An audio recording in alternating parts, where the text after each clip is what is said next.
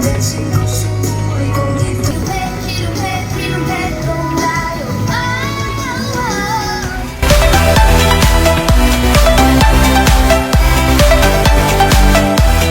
does it feel now? That, album launch.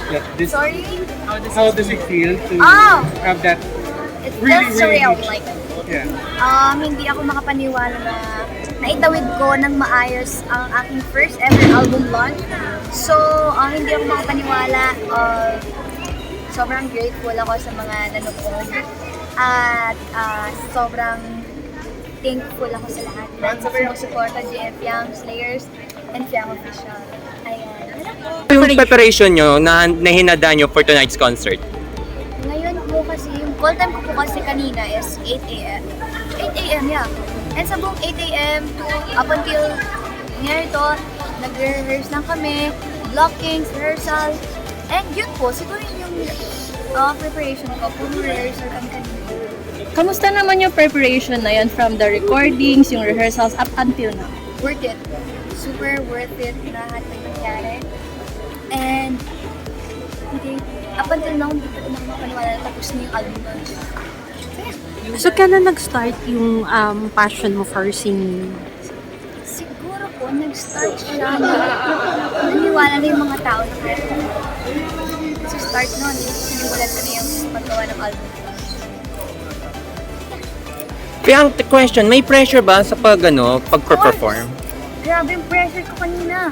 Grabe yung kaba ko na yung unang salang ko sa stage. Grabe yung kaba ko. Sabi ko nga nanginginig na ako. Nilamig din ang kamay ko.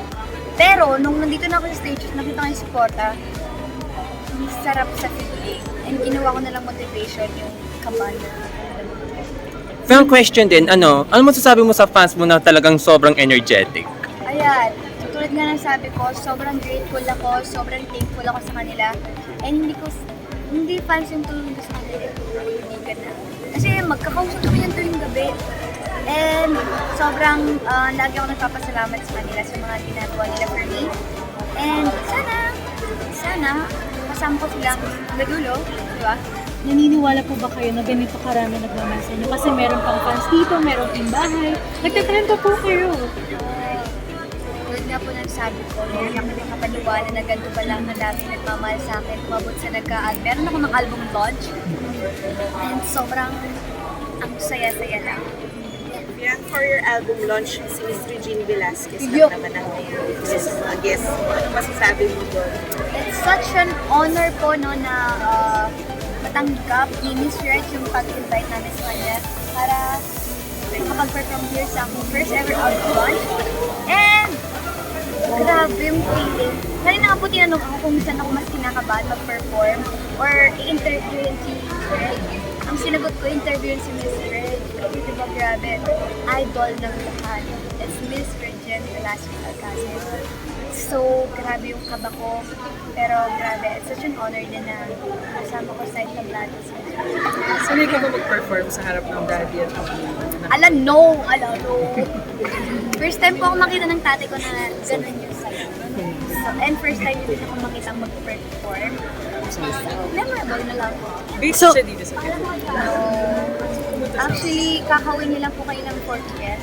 Kasi galing po siyang ibang bansa. Umuwi lang po siya talaga dito. And sinama niya po pa mga friends. Yeah. Parang makakalit. Sisiyan niyo po pala ni JM na upcoming yung project. So, meron po ba kayong activities? Naku, wala pa po eh. Kasi bawal pa pong papagalitan tayo.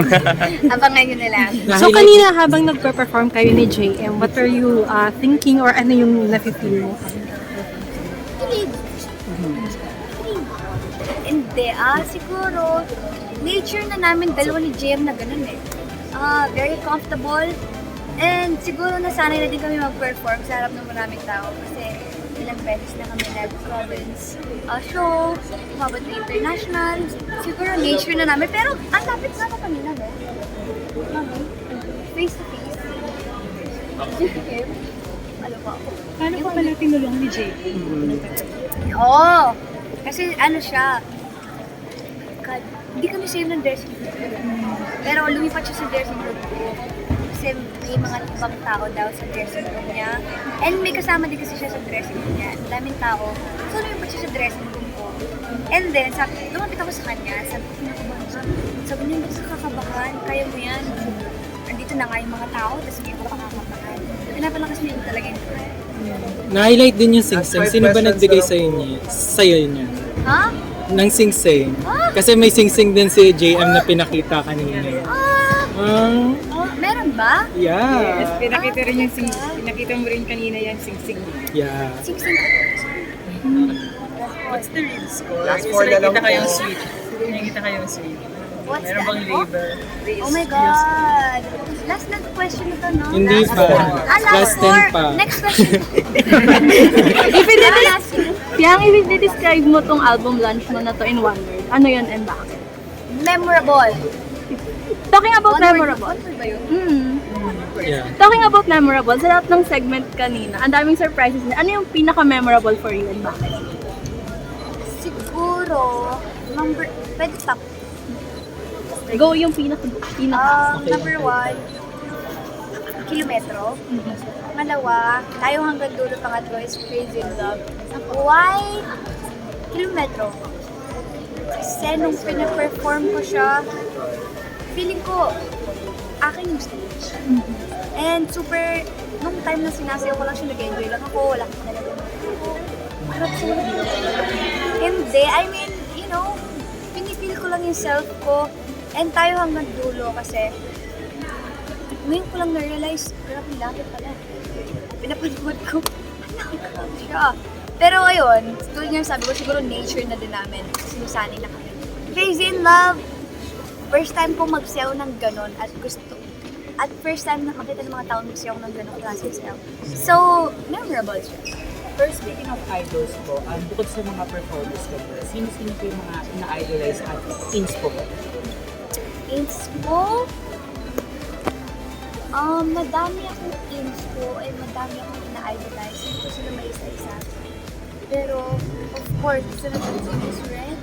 And thankful ako sa, na-appreciate ko talaga yung message ni Miss Reg na sa akin. Kasi, binasbasa niya ako. Binasbasa niya ako pa, grabe yung tiwala sa akin ni Miss Reg. Pinupush niya ako. Kaya niya, mag-stars pa, senior soon. So kung magduduet kayo ni Miss Reg, ano yung kakantayin niyong dalawa? Wherever you are.